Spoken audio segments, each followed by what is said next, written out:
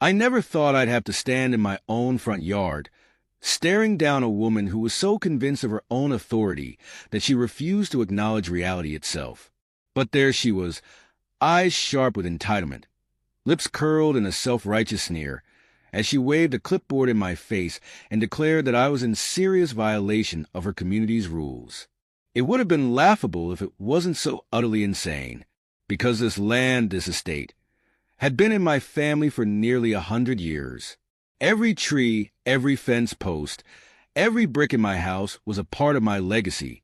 And now, a stranger who had just moved into the adjacent neighborhood a few months ago was standing on my property, acting as if she owned it. That was the moment I realized what kind of battle I was about to face.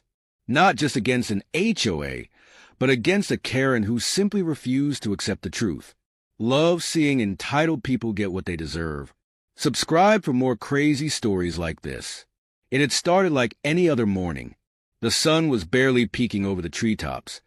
The air was crisp with the scent of pine, and the distant hum of the city was nothing more than a murmur on the horizon. I took a deep breath, enjoying the peaceful solitude of my 50-acre estate, a land that had been passed down for generations in my family. It was my sanctuary, my escape from the relentless noise of modern life. But peace, as I was about to learn, was temporary, because the moment I stepped out onto my porch, I saw her, a woman, power walking down my long gravel driveway like she owned the place. She was dressed in expensive athletic wear, her blonde bob bouncing with every determined step. Clutched in her hands was a clipboard, and she was glaring at me like I had personally offended her existence. "Excuse me," she called out, breathless but full of authority. This is unacceptable." I raised an eyebrow, glancing behind me as if she was talking to someone else. But no, her glare was fixed squarely on me. "Can I help you?" I asked, already feeling the first twinges of irritation crawl up my spine. She marched up, jabbing a manicured finger toward the wildflower patches that grew along my driveway.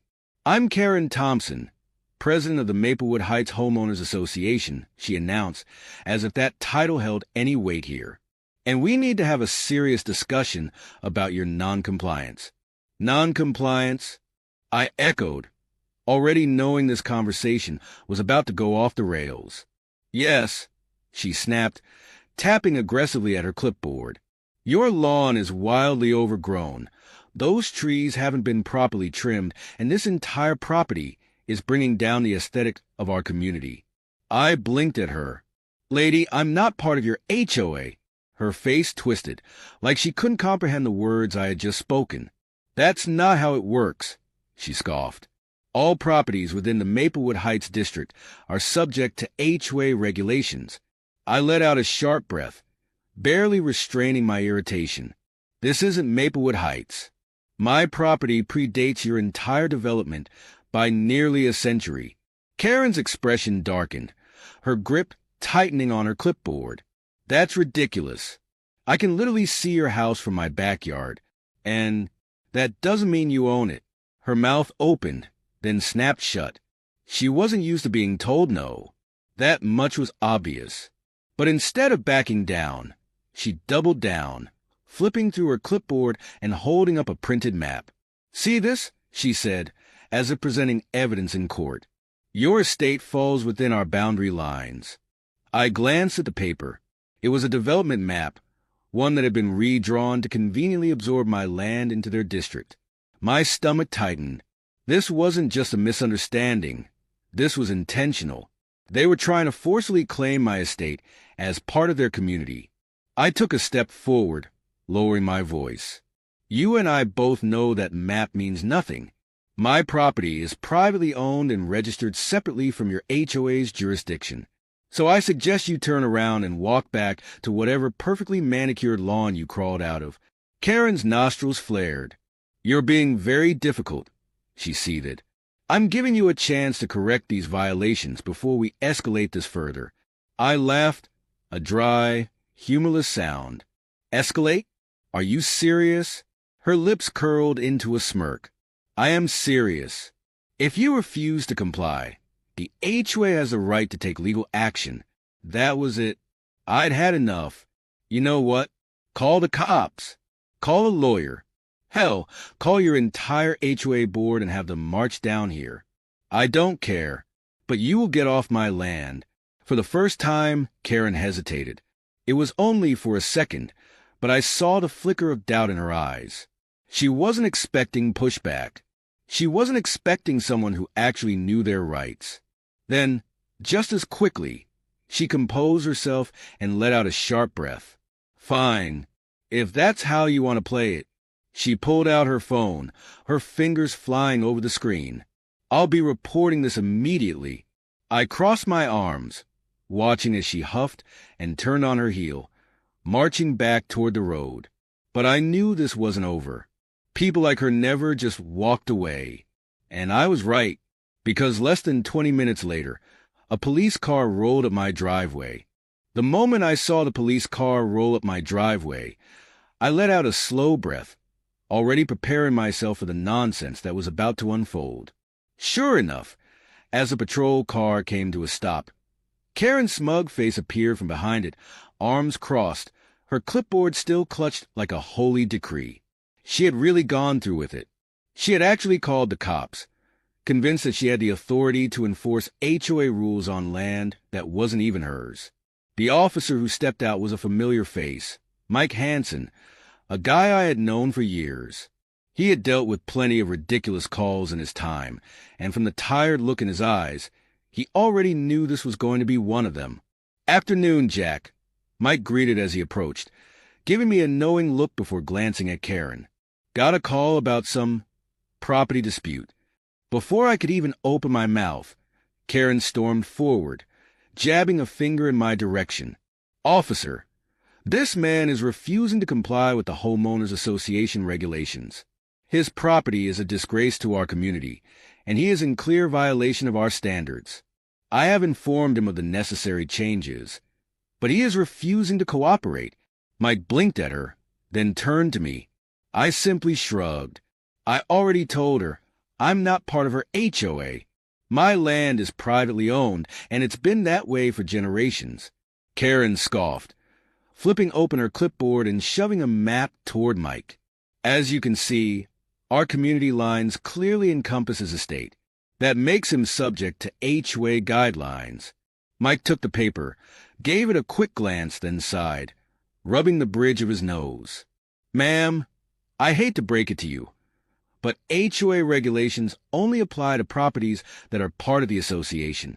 This land isn't. Jack's property has existed long before your development, and legally, you don't have any authority over it." Karen's face went from smug to shocked to furious in the span of 3 seconds. That's ridiculous. I can see his house from my backyard. It's literally right there." Mike let out a long-suffering sigh. "That doesn't change anything. You can see the moon from your backyard, but that doesn't mean you own it." For a moment, I thought she was going to combust right there on my driveway. Her face turned red, her mouth opened and closed, and her hands clutched the clipboard so tightly her knuckles turned white. Then, with a dramatic huff, she straightened up and lifted her chin. "Fine," she snapped. "If you won't enforce the rules, I'll take this to the county office. There must be some local ordinances against property neglect." I almost laughed. "Neglect? My property is worth 10 times more than any of your cookie-cutter houses. It's maintained just fine." Karen glared at me like I had personally insulted her existence. Without another word, she spun on her heel, storming back toward her car. Mike shook his head, muttering something under his breath as he watched her go. "I'll say this, Jack. You've got yourself a determined one. Good luck for the next few days. I hope that was the end of it." But people like Karen never knew when to quit. It started with small things. Passive-aggressive notes left in my mailbox, and signed but filled with HOA jargon about community standards and maintaining a respectable image. I ignored them, tossing them straight into the trash where they belonged. Then came the surveillance. I started noticing her SUV driving past my property at odd hours, slowing down near my fence line. the glare of her phone screen reflecting off her window as she took pictures of my land. Once, I even caught her stopped at the end of my driveway, blatantly aiming her camera at my house. That was the final straw. I strode down the driveway, my patience running thin. "Karen," I called, my voice sharp enough to make her jump. She quickly lowered her phone, trying to play innocent. "Oh, Mr. Carter, I was just admiring the view. With your camera?" I crossed my arms, my gaze cold. She forced a smile, though her eyes gleamed with challenge. "As HOA president, it's my duty to document ongoing community issues." I let out a slow breath, reining in my temper. "We've been over this. You have no authority here. I'm not part of your HOA. I don't want another note in my mailbox. I don't want to see your car lingering around my property, and I definitely don't want to catch you taking pictures of my land again. If this keeps up, I will involve the authorities. Do you understand?" Her expression barely faltered. If anything, the glint in her eyes darkened. "Are you threatening me, Mr. Carter?" I shook my head. "No, Karen. I'm setting a boundary. Respect it." Without waiting for a response, I turned and walked back toward my house. I could feel her glare burning into my back, but I didn't care. I hoped that was the end of it. I should have known better. A few days later, I was in my workshop, fixing up one of the old fences on the property, when I heard the sound of unfamiliar voices outside. Frowning, I set down my tools and stepped out onto the porch, only to find a group of men in uniform walking around my front yard, jotting down notes and taking measurements. "Excuse me," I called out as I approached. "Can I help you?" One of the men, an older guy with a clipboard, turned to me. "Good afternoon, sir. We're from the county assessor's office. We're here to conduct a property evaluation." My frown deepened. I wasn't notified of any evaluation. The man glanced at his clipboard.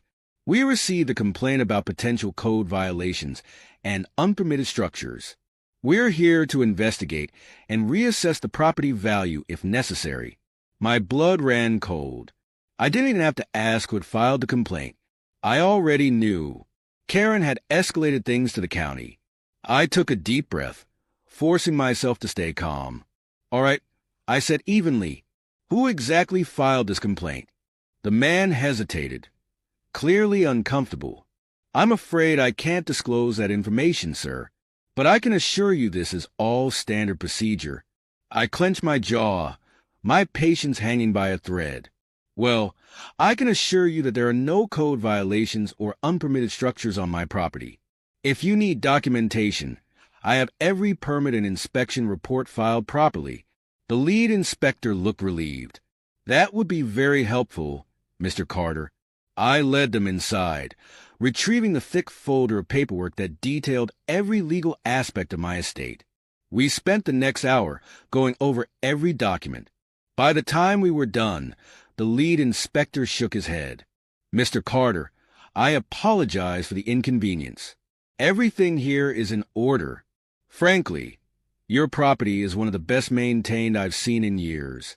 I nodded, barely suppressing my frustration. "Appreciate it. Now, while I understand you can't tell me who filed the complaint, can you at least tell me if it came from someone in Maplewood Heights?" The inspector hesitated, then gave a small nod. "I can't say more than that, but yes." I let out a slow breath. I had given Karen the chance to walk away. I had set my boundaries, and she had ignored them. She wanted a fight. Fine, she was about to get one. The moment I realized Karen wasn't going to stop, I knew I had to prepare for the worst. People like her didn't just back down when faced with logic, facts, or even legal documentation. No, she was the type to escalate, to push and push until she got what she wanted, even if it meant breaking the law to do it. And sure enough, she did. It started early one Saturday morning. I woke to the sound of heavy machinery outside, the low rumble of engines, and the sharp clatter of tools. That immediate jolt of panic hit my chest, the kind you feel when you just know something is wrong before you even see it. I threw on a jacket, stormed out the front door, and what I saw made my blood boil.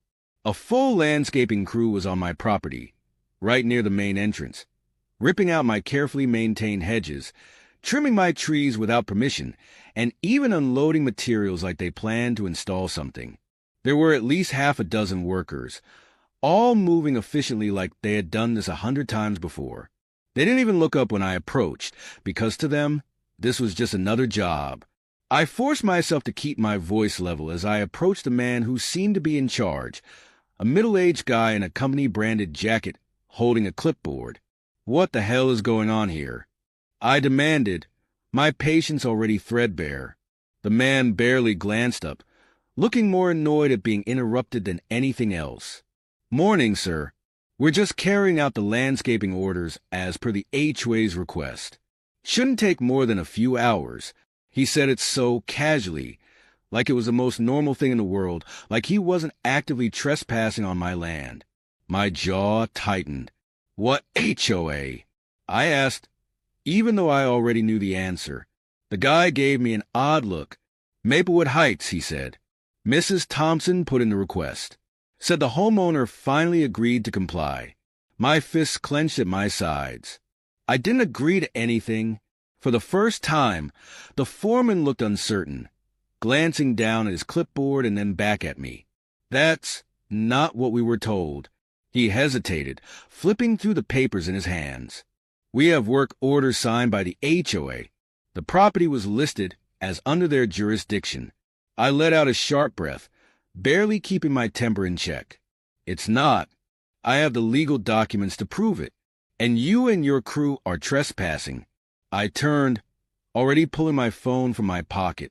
"So, unless you want to explain to the police why you're destroying private property without permission, I suggest you pack up and leave." The foreman paled.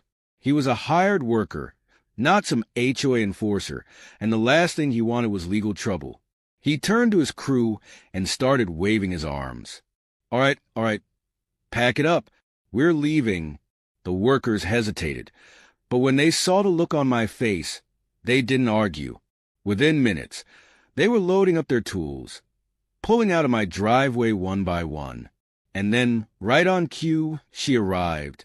Karen's white SUV pulled up to my gate. And the second she stepped out, I saw that triumphant smirk plastered across her face. "Ah, Mr. Carter," she called, like we were old friends. "I see the improvements are coming along nicely." She had the audacity to act like this was some normal, prearranged project. I took a step forward, gripping my phone so tightly I thought it might crack. "Karen, what the hell do you think you're doing?" She blinked, feigning innocence. "Oh, don't be so dramatic. I'm simply helping you bring your property up to community standards.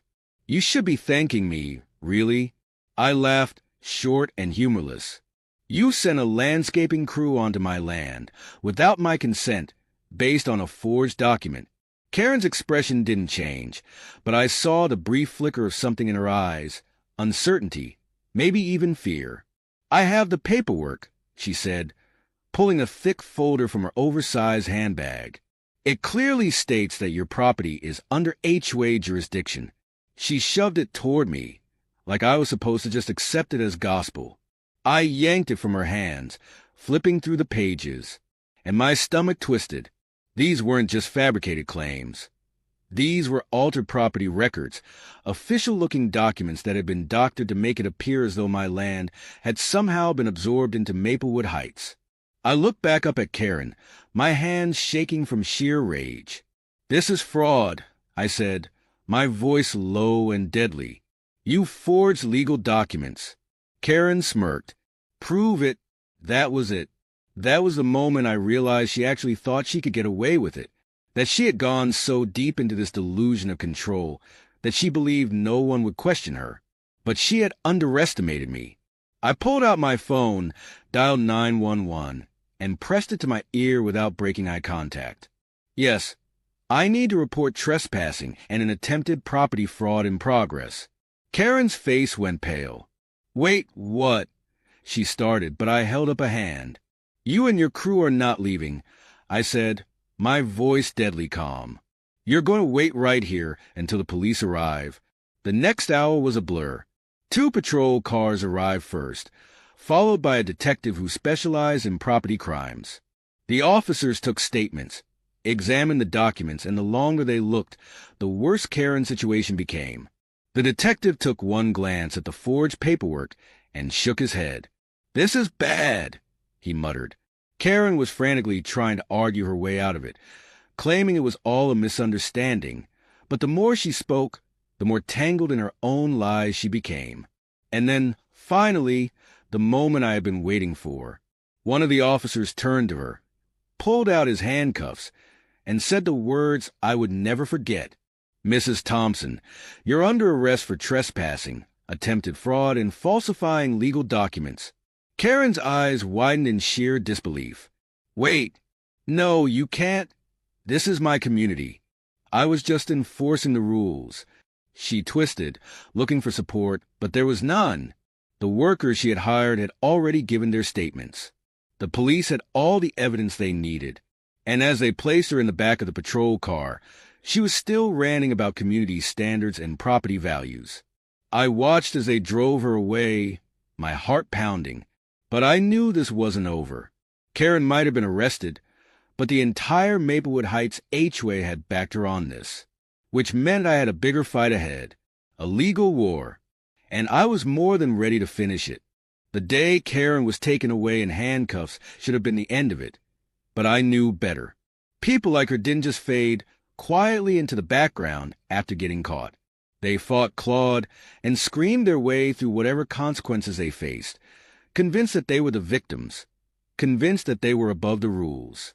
And sure enough, even from behind bars, Karen wasn't done. The very next morning, I got a call from my lawyer, Sandra Martinez, who had been keeping a close eye on the situation since the property fraud attempt. Her voice was sharp, professional, but there was an undertone of irritation that told me she wasn't calling with good news. "Ethan, the Maplewood Heights HOA just filed a counterclaim," she said, barely hiding her exasperation. "They're trying to distance themselves from Karen, claiming she acted alone. And now they're arguing that they had valid concerns about your property and were simply acting in the best interest of the community." I let out a sharp breath, rubbing my temples. "So, what? They're trying to make it seem like they were just being responsible neighbors." Sandra sighed. "More like they're trying to weasel out of liability. They know Karen's case is going to be a disaster, so now they're shifting the blame entirely on her while also attempting to justify their actions. They want to avoid any legal repercussions for the board as a whole." I clenched my jaw, anger simmering under my skin. It wasn't enough for them to let Karen run wild, harassing me, trespassing, and committing fraud. They wanted to wipe their hands clean of it now that things had gone south. "Let's not give them the chance," I said. "We go after them, full force." Sandra chuckled, a sharp, approving sound. "That's exactly what I wanted to hear. I've already started gathering complaints from other residents in Maplewood Heights. Turns out, Karen wasn't just overstepping with you.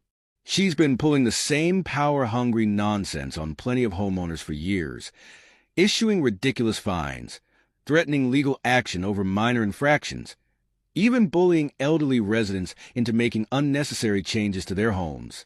That didn't surprise me in the slightest. Karen had that special kind of entitlement that didn't appear overnight. It had been nurtured, fed by years of unchecked authority. And now, it was all coming back to bite her. But it wasn't just about Karen anymore. This was about an entire HOA board that had turned a blind eye while she stomped all over people's rights. And I wasn't going to let them get away with it. Over the next few weeks, things escalated quickly. My lawsuit against Karen and the HOA gained traction, and before long, it became a very public affair. Local news outlets picked up the story, "Homeowner Battles HOA Tyranny," painting me as the independent landowner standing up against corrupt neighborhood politics. And the more people learned about what Karen and her board had done, the more support I received. Other residents from Maplewood Heights started coming forward, eager to share their own horror stories. One couple had been fined thousands of dollars for having the wrong shade of blue on their front door. Another resident, an elderly veteran, had been harassed for months because he refused to remove an American flag from his front porch. But the worst case? An older couple, both in their 70s, had nearly lost their home because Karen had been issuing fines while the husband was undergoing chemotherapy, knowing full well they couldn't afford to fight back. That was the final nail in the coffin. Sandra used those testimonies to build an airtight case, proving that Karen's actions weren't just about me. They were part of a long, calculated abuse of power. And finally, after months of legal battles, depositions, and mounting public pressure, the HOA board had no choice but to fold. The court not only ruled in my favor, awarding damages for the trespassing and fraudulent property claim, but they also ordered a full restructuring of the HOA. Karen was permanently banned from holding any leadership position in any community organization. And as for the rest of the board, they were forced to resign. An independent auditor was brought in to oversee Maplewood Heights, ensuring that any new leadership followed strict guidelines that prevented abuse of power. It was a complete dismantling of everything Karen had built, and she could do nothing but watch as it all crumbled around her. On the day the final ruling was issued, I stood outside the courthouse, watching as Karen, now out on bail but still awaiting sentencing for fraud charges, stormed past reporters, her face tight with barely contained fury. She didn't look at me, didn't acknowledge me, but I saw the way her fists clenched, the way her jaw tensed. She had lost, completely, utterly, and undeniably, and she hated it. But as she disappeared into the crowd, I realized I didn't care. I had won, and more importantly, I had set a precedent. No one else in Maplewood Heights, or anywhere else, would have to deal with her kind of unchecked authority again. A few weeks later, I received an unexpected visitor. Tom, one of the homeowners from Maplewood Heights who had testified in the case, showed up at my front gate, a hesitant smile on his face. "Hey, Ethan," he said, scratching the back of his head. I know we never really talked much before all this, but I just wanted to say thank you for standing up to her, for standing up for all of us." I shook his hand, offering a small smile. "You don't owe me any thanks, Tom. I was just protecting what was mine." Tom chuckled. "Yeah, well, a lot of us wish we had done the same a long time ago." He hesitated for a second, then took a deep breath. "Look, we're having a community meeting next weekend. A real one, not one of those awful HOA dictatorship meetings. We'd love it if you came. Not as a member, obviously, but as a neighbor." That caught me off guard. After everything that had happened, I had never expected an invitation. But looking at Tom, at the genuine relief in his eyes, I realized that what had started as a personal battle had ended up changing an entire community. And maybe, just maybe, I had gained some real neighbors in the process. "I'll think about it," I said, and for the first time in a long time, I actually meant it.